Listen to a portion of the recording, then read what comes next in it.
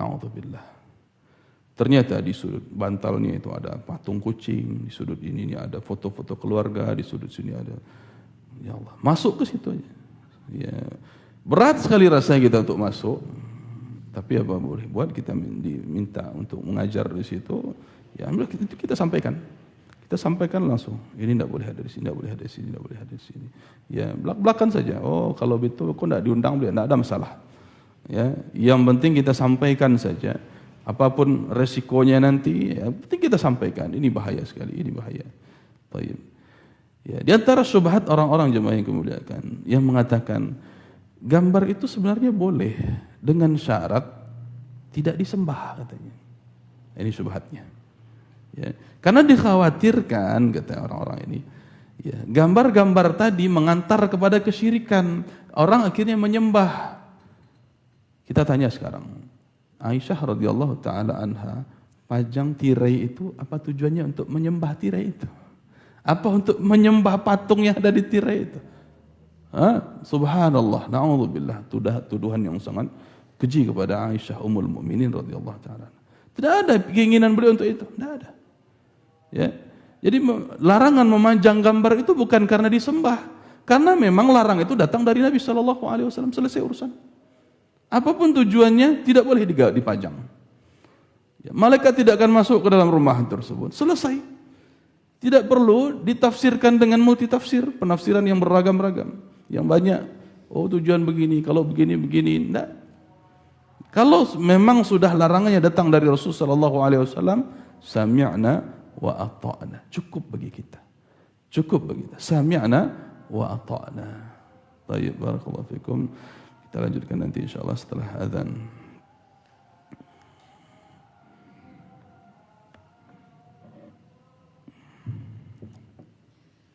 Allahu akbar, Allahu akbar. Allahu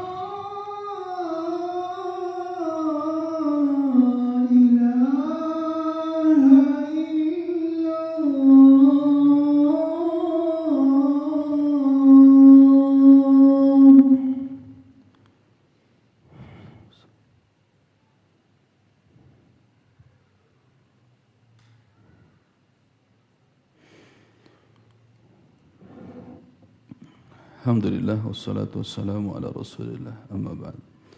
Ikhwati fid din rahimani wa rahimakumullah taala, jemaah yang kami muliakan. Setelah kita membahas tadi di antara ayat-ayat dan hadis-hadis Nabi sallallahu alaihi wasallam tentang larangan gambar atau menggambar atau melukis, setidaknya di sini ada 4 alasan kenapa menggambar dan melukis ini haram hukumnya dan bagian dari dosa besar. Ya. Yang pertama adalah karena Allah Subhanahu wa taala dan Rasul yang melarangnya. Karena Allah Subhanahu wa taala dan Rasulnya yang mengharamkan perbuatan tersebut. Yang kedua,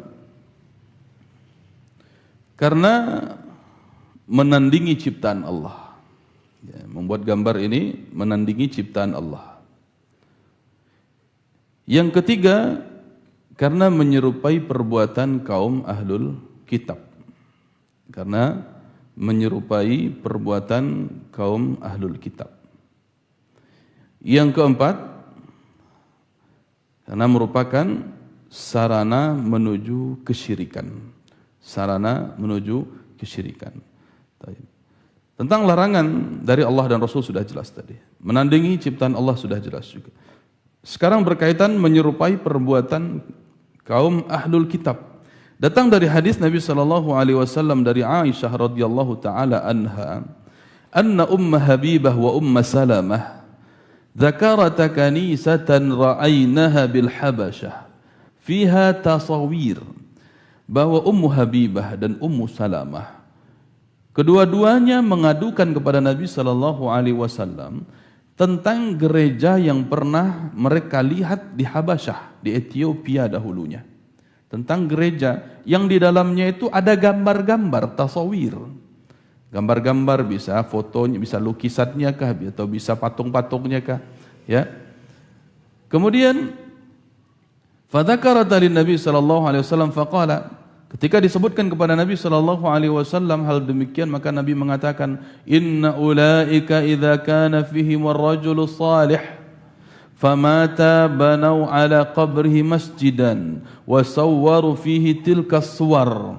Mereka itu, kata Nabi, apabila ada orang saleh yang meninggal di sisi mereka, di tengah-tengah mereka, orang-orang saleh yang meninggal, maka banau ala qabrihi masjidan, dibangunlah masjid di atas kuburannya. Wa sawwaru fihi tilka suwar, dan mereka membuat gambar sebagai perwakilan dari orang saleh yang meninggal tersebut. Jadi dibuat masjid, ya, kemudian di dalamnya ditaruhkan, nah, ini foto atau ini gambar atau patung, ya. Ini patung orang-orang soleh tadi. Ya, dibuatkan sebagai perwakilannya. Faulaika syirarul khalqi indallahi yaumil qiyamah, kata Nabi sallallahu alaihi wasallam. Maka Nabi sallallahu alaihi wasallam katakan, mereka itulah seburuk-buruknya makhluk pada hari kiamat. Seburuk-buruknya makhluk pada hari kiamat. Jelas ini perbuatan ahlul kitab. Membuat gambar. Ya, baik gambar yang 3 dimensi seperti patung atau 2 dimensi seperti, ya, lukisan seterusnya. Tayyib. Poin yang keempat tadi sebagai, ya, kenapa diharamkan tentang menggambar dan melukis ini, ya, karena merupakan sarana menuju kesyirikan. Bagaimana hal itu terjadi? Sebagaimana juga pada umat Nabi Nuh alaihi salatu wassalam.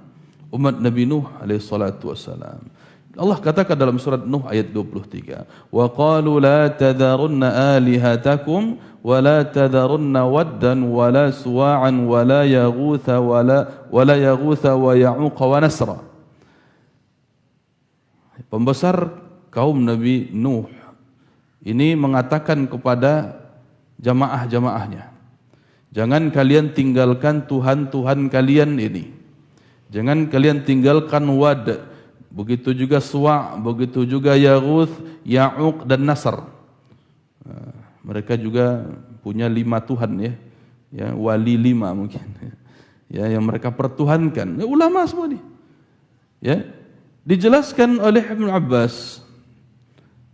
Yang disebut tadi ada Wad, Suwa, Yaghuth, Ya'uq dan Nasr. Mereka itu adalah orang-orang soleh tadinya. Wali kalau bahasa kitanya.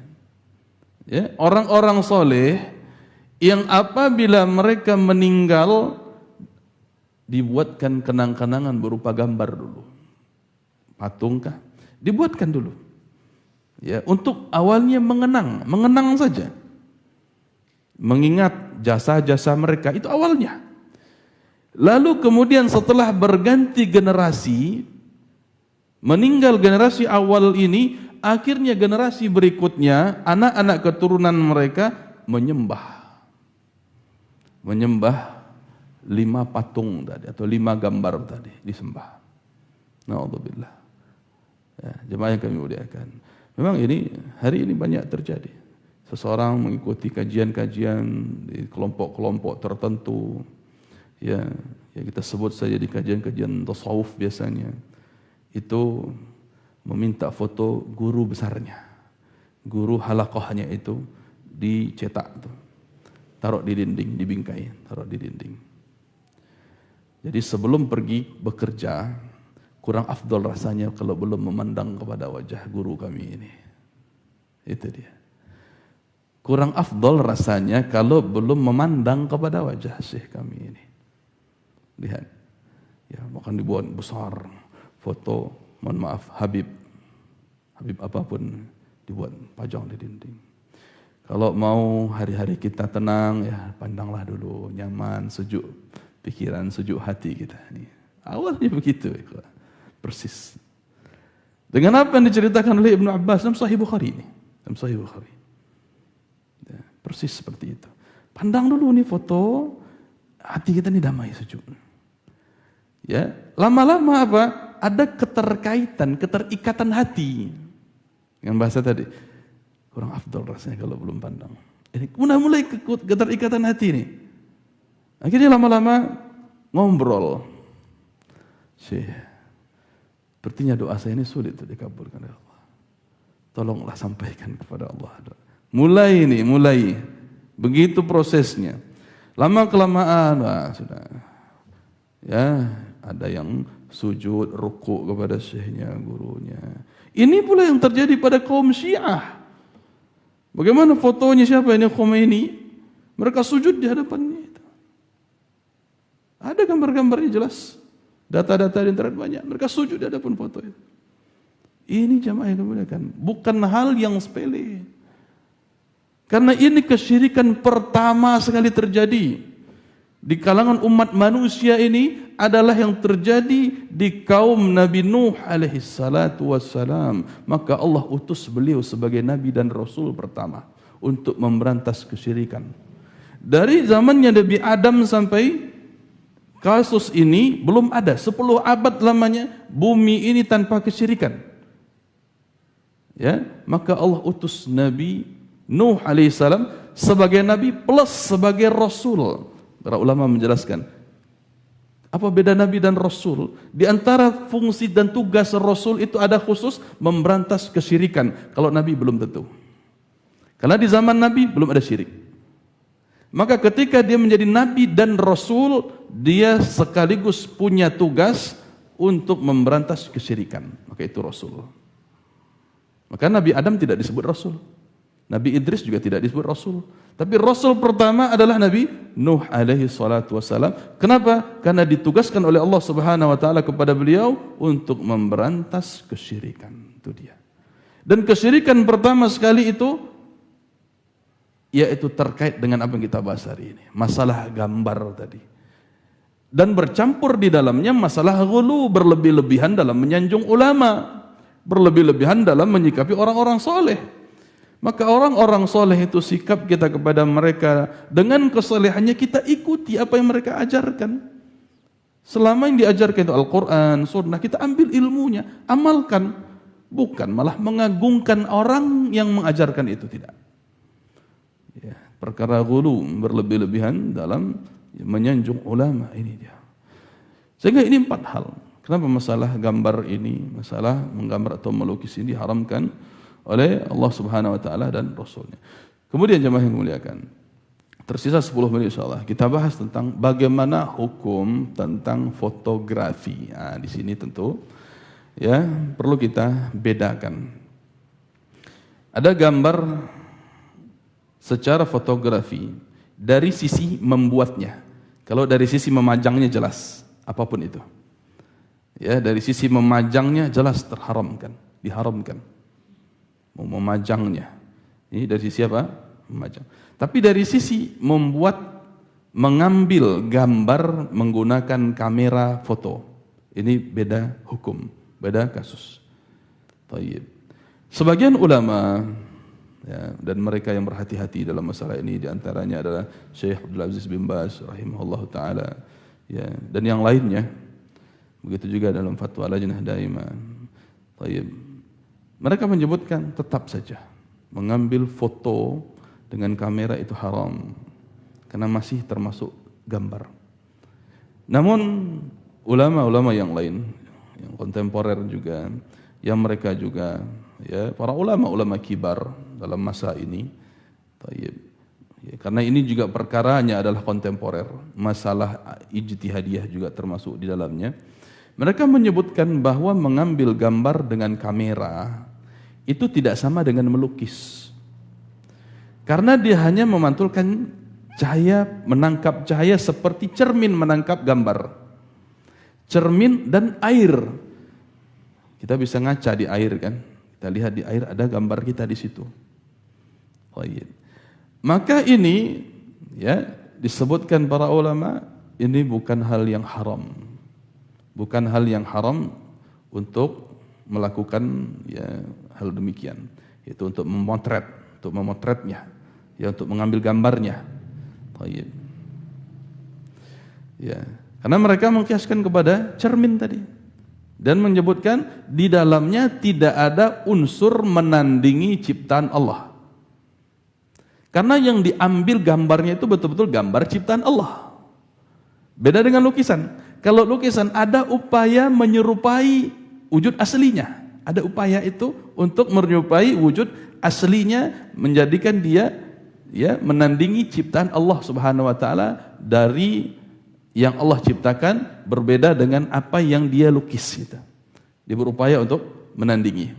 Tetapi kalau untuk kamera dia hanya menangkap gambar cahaya dari makhluk Allah itu sendiri. Sehingga hukum mengambilnya dibolehkan. Jadi di sini hukum memotretnya. Tetapi dalam hukum memajangnya sama tadi sudah kita bahas. Ya, tidak untuk dipajang-pajang. Ya. Maka dijelaskan para ulama di antaranya Syekh Muhammad bin Shalih Al-Utsaimin rahimahullah, begitu juga Syekh Shalih Fauzan hafizahullah taala, ya, di akhir-akhir fatwa beliau ini menyebutkan ya, kalau memang ada kebutuhan di dalam itu, maka silahkan.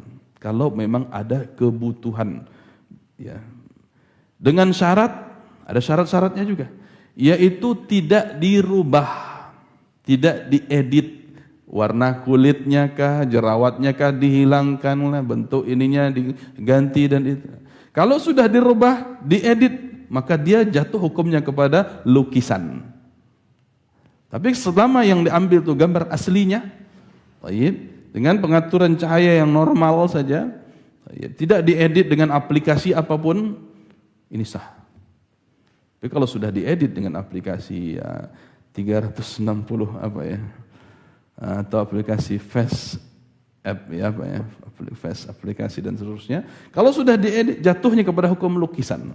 Apalagi foto yang tadi awalnya foto, kemudian dirubah sketsanya menjadi kartun. Jadi kartun kan ada yang seperti itu. Atau dibuat wajahnya itu menjadi tua, ya, dan seterusnya. Ya. Atau bahkan dibuat gambar-gambarnya menjadi ya hal yang lain. Dipindahkanlah sisi matanya, ya, kadang-kadang gambar itu yang dilebarkan hidungnya, gitu kan. Padahal tadinya dia foto. Itu sudah berubah statusnya menjadi lukisan.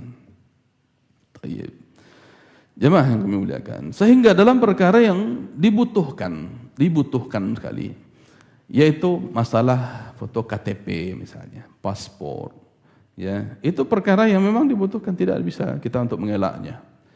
Begitu juga di dalam memakainya, seperti mata uang, gambar uang itu kan ada gambar manusia, gambar makhluk bernyawa. Ya, itu dalam perkara memakai yang bukan kesanggupan kita untuk menghapusnya. Nah, ini fi mata ummu bihil balwa, perkara yang sulit atau tidak bisa kita menghindarinya. Tidak mungkin kan setiap kita dapat uang coret matanya, dapat uang coret matanya. Repot kalau begitu. Ini membebankan di luar kesanggupan kita. Taib. Maka jemaah yang kami muliakan, kami cintai karena Allah Subhanahu wa taala, ya, maka hukum foto ini ya termasuk juga ke dalam hukum video. Hukum video juga menangkap tadi. Ya, seperti yang yang kita jelaskan tadi, bukan untuk membuat hal yang baru, melukis dari titik menjadi garis, menjadi sketsa, menjadi pola dan seterusnya. Ya, ini beda. Jadi bedakan antara melukis dengan memfoto. Ya, kalau menggambar ini umum, menggambar ini bisa terbagi menjadi melukis dan memfoto. Ya, maka dijelaskan di sini bagaimana secara rinci pembahasannya. Namun tentunya jamaah yang kami muliakan, dalam perkara fotografi pun, ya sekalipun itu mereka membolehkan, tetapi dengan syarat tadi. Di antara syarat yang lain, tidak bermudah-mudahan dalam hal itu. Tidak bermudah-mudahan, sedikit-sedikit selfie, ya sedikit ambil gambar lagi, foto lagi, di mana berdiri foto lagi, di mana berdiri foto lagi. Ini bermudah-mudahan dalamnya. Baik. Apalagi sampai dipajang. Ini lebih berat. Kalau memang kita butuh untuk dokumentasi, kan butuh ya, untuk